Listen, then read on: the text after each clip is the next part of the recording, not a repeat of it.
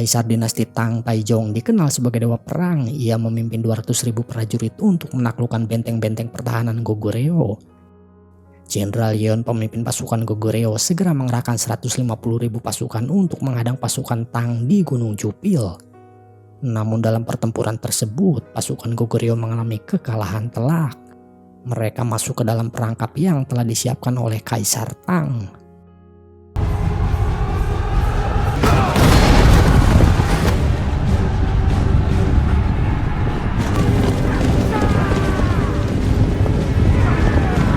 Ribuan prajurit Goguryeo tewas dan hanya kurang dari 10.000 orang yang berhasil melarikan diri dari medan pertempuran. Salah satu yang selamat dari pertempuran itu adalah seorang pemuda bernama Samul.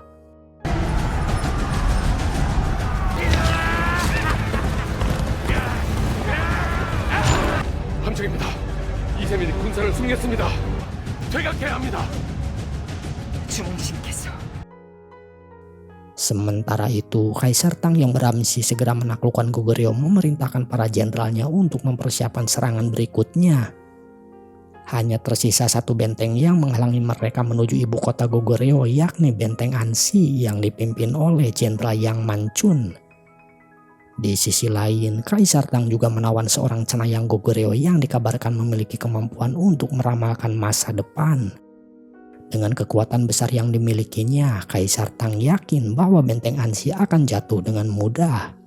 Sementara itu, Jenderal Yeon memberi perintah kepada Samul untuk menyusup ke dalam benteng Ansi dan membunuh Jenderal Yang Manchun yang dianggap sebagai pengkhianat oleh Kekaisaran Goguryeo karena menolak mengirim pasukannya dalam pertempuran di Gunung Jupil.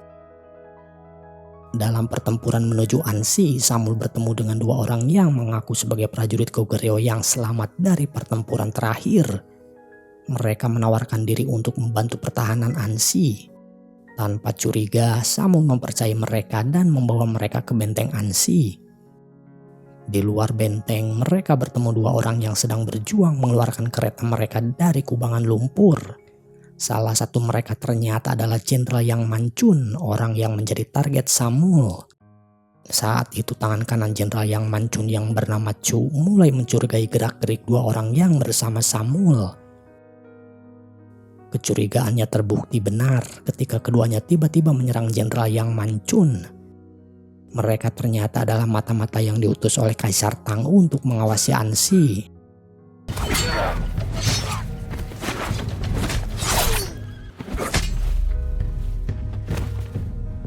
Sementara itu, Samul dibiarkan hidup dan dibawa ke dalam benteng untuk diinterogasi langsung oleh Jenderal Yang Manchun. Samul mengklaim bahwa dirinya datang untuk membantu mempertahankan Ansi dari serangan pasukan Tang. Ia mengaku sebagai penduduk asli Ansi yang merasa bertanggung jawab atas keselamatan kotanya. Kesaksiannya diperkuat oleh seseorang yang mengenal Samul dan membenarkan bahwa ia memang berasal dari Ansi. Jenderal Yang Manchun kemudian memperkenalkan Samul kepada seluruh petinggi pasukannya. Di hadapan mereka, Samul tampak bersemangat untuk mengabdi dan berjuang demi Ansi. Namun dalam hatinya, ia masih menyimpan tekad untuk menjalankan misinya menghabisi Jenderal Yang Manchun. 대장기를 들고 내 앞에 서라. 대장기를 말입니까? Pada malam harinya, Samul diam-diam membuntuti Jenderal Yang Manchun. Ia melihat sang jenderal mengunjungi seorang warga yang baru saja melahirkan sambil membawakan makanan. Samul menyaksikan bagaimana Jenderal Yang Manchun begitu peduli terhadap rakyatnya dan betapa penting kehadirannya bagi mereka. Perlahan, keraguan mulai tumbuh dalam benaknya. Ia mulai berpikir bahwa mungkin Jenderal Yang Manchun memiliki alasan yang kuat untuk tidak mengirim pasukannya dalam pertempuran di Gunung Jupil.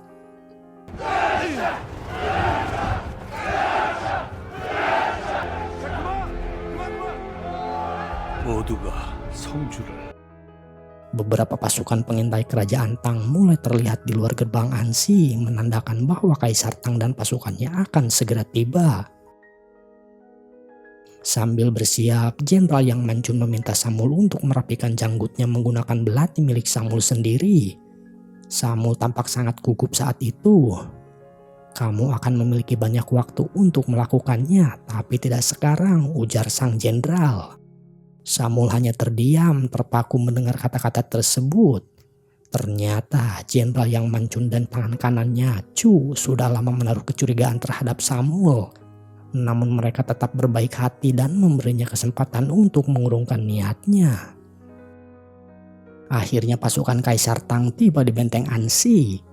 Tidak kurang dari 200.000 prajurit Tang berbaris di depan benteng mengepungnya dari segala arah. Jenderal Yang Mancun melihat wajah pasukannya yang mulai gentar menghadapi jumlah musuh yang begitu besar.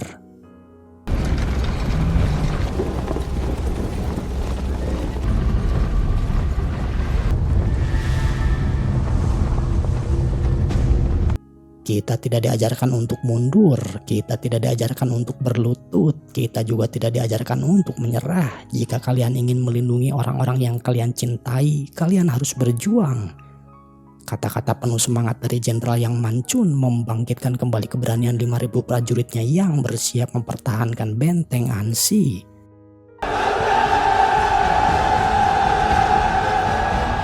Kaisar Tang kemudian memerintahkan pasukannya untuk menggempur benteng habis-habisan. Batu-batu besar mulai dilontarkan bertubi-tubi ke arah benteng. Samul hampir saja terbunuh dalam serangan tersebut. Beruntung Jenderal Yang Mancun berhasil menyelamatkannya.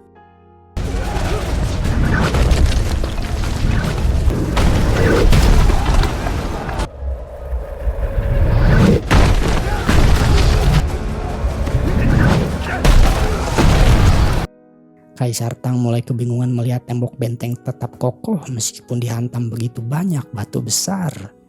Ternyata benteng Ansi berbeda dari benteng lainnya. Mereka mencampurkan lumpur dalam lapisan temboknya, membentuk struktur yang lebih fleksibel dan sulit dihancurkan. Gagal dengan upaya pertamanya, Kaisar Tang memerintahkan pasukannya untuk memanjat dan menerobos tembok Ansi. Tangga-tangga panjang mulai disandarkan ke dinding benteng. Beberapa prajurit Tang berhasil mencapai puncak dan mulai memasuki benteng dari berbagai arah. Namun, Paso yang memimpin pasukan berkuda dan Baek Hai yang memimpin pasukan pemanah sudah bersiap di dalam bersama pasukan pendukung mereka. Para prajurit Tang yang berhasil menerobos satu persatu segera dihabisi. Bahkan mereka yang berhasil masuk melalui gerbang utama tidak bisa kembali karena terjebak.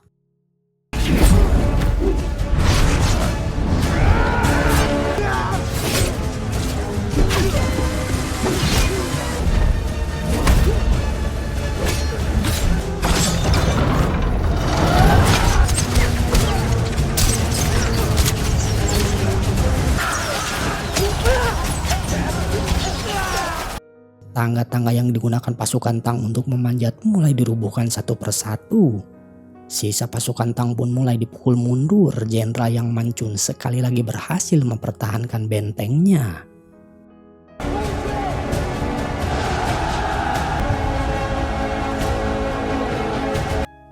Samul mulai kagum dengan kehebatan dan strategi Jenderal Yang Mancun.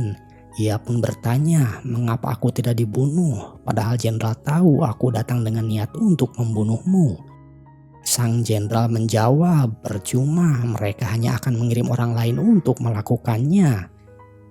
Keesokan harinya, sesuatu yang aneh terjadi. Pasukan Tang terlihat menutupi kamp mereka dengan asap tebal. Tidak ada yang tahu apa yang sedang mereka rencanakan kali ini.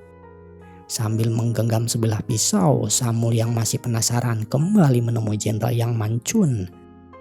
Kali ini ia bertanya langsung apa alasan Jenderal menentang kekaisaran Goguryeo dan tidak ikut membantu dalam pertempuran di Gunung Jupil. Jenderal Yang Mancun menjawabnya, melawan pasukan Tang di medan terbuka sama saja dengan misi bunuh diri. Itu terbukti benar. Jika semua pasukan mati di sana, tidak akan ada yang tersisa untuk mempertahankan Ansi dan melindungi rakyatnya.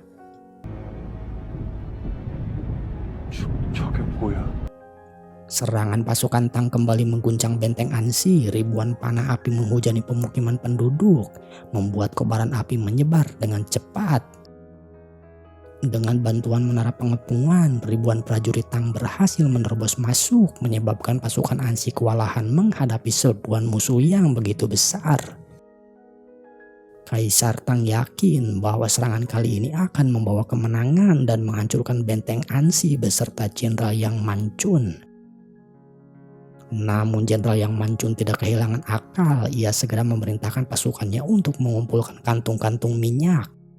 Begitu kantung-kantung tersebut dilemparkan ke atas menara pengepungan musuh, Jenderal Yang Manchun sendiri menyalakan panah api dan melepaskannya.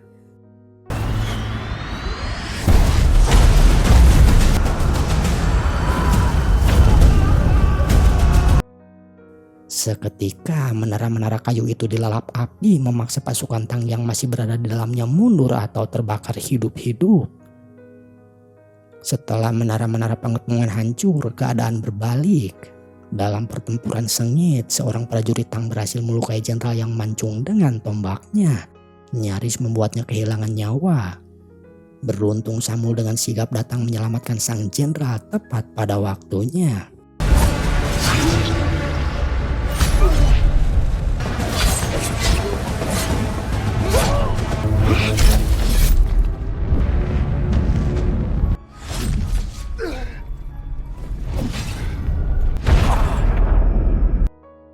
Akibat luka yang parah, Jenderal Yang Manchun tidak sadarkan diri selama 4 hari. Selama itu pula pasukan Tang tidak melancarkan serangan.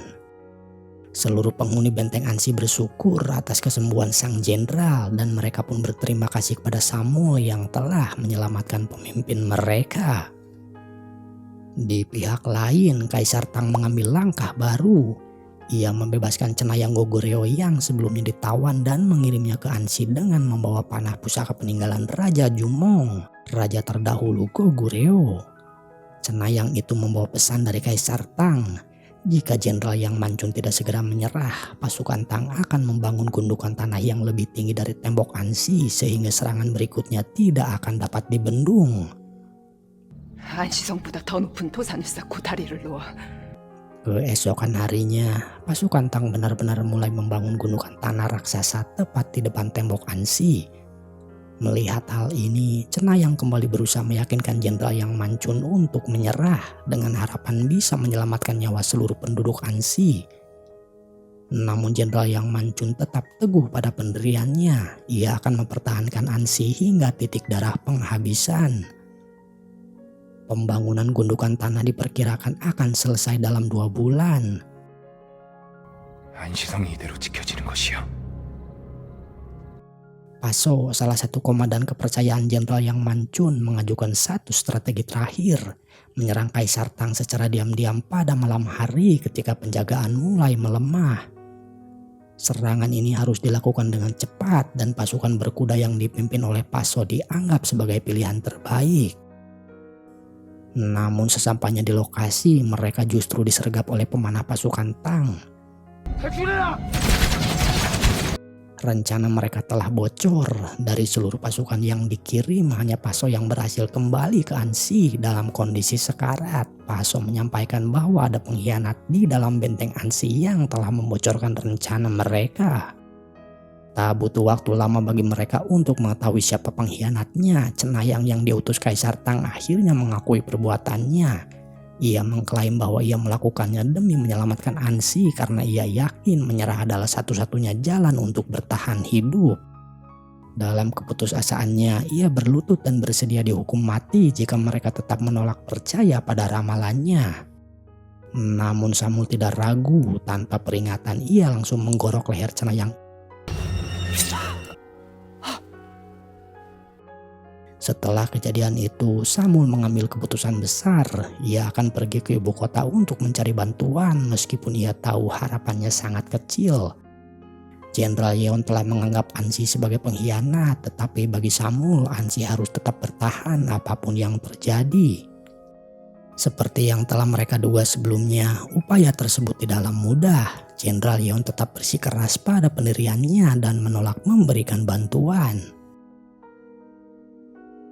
Sementara itu di Ansi, Jenderal Yang Manchun yang hampir putus asa melihat sekelompok anak-anak bermain dengan gundukan tanah.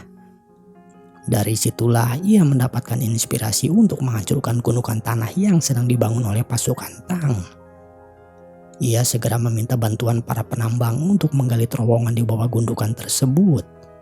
Rencananya saat pasukan Tang mulai menyerang, tiang-tiang penyangga terowongan akan dibakar agar gundukan tanah di atasnya amblas. Penggalian berlangsung selama beberapa hari. Namun tepat saat terowongan selesai dibangun, hujan lebat tiba-tiba mengguyur benteng Ansi. Air membanjiri seluruh terowongan, membuat tiang-tiang penyangga basah dan sulit dibakar. Satu-satunya cara untuk meruntuhkan gundukan tanah adalah dengan menebang langsung tiang-tiang tersebut. Para penambang dengan sukarela menawarkan diri untuk menjalankan tugas itu meskipun mereka menyadari bahwa nyawa mereka menjadi taruhannya. Sesaat sebelum pasukan Tang melancarkan serangan, terowongan berhasil diruntuhkan, gundukan tanah amblas menyebabkan ribuan pasukan Tang berhamburan menyelamatkan diri dalam kekacauan.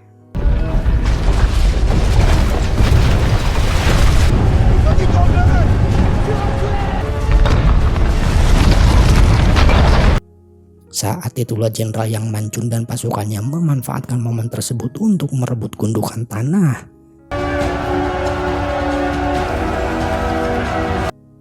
Kaisar Tang yang tidak ingin pulang dalam keadaan kalah memerintahkan pasukannya untuk terus bertempur tanpa henti hingga mereka berhasil merebut kembali gundukan tanah dan menghancurkan benteng Ansi.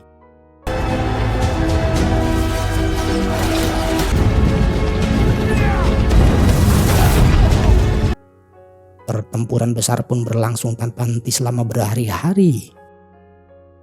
Siang dan malam pasukan Tang yang seakan tak ada habisnya terus bergantian menyerang pertahanan Ansi.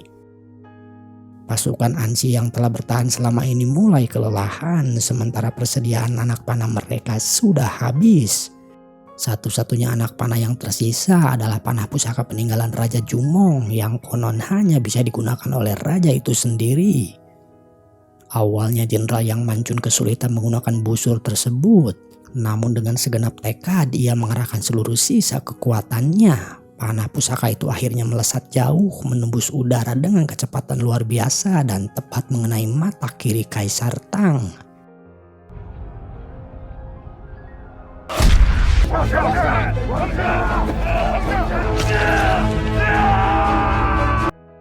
Di saat yang bersamaan, Samul dan Jenderal Yeon tiba dengan pasukan bantuan dalam jumlah besar.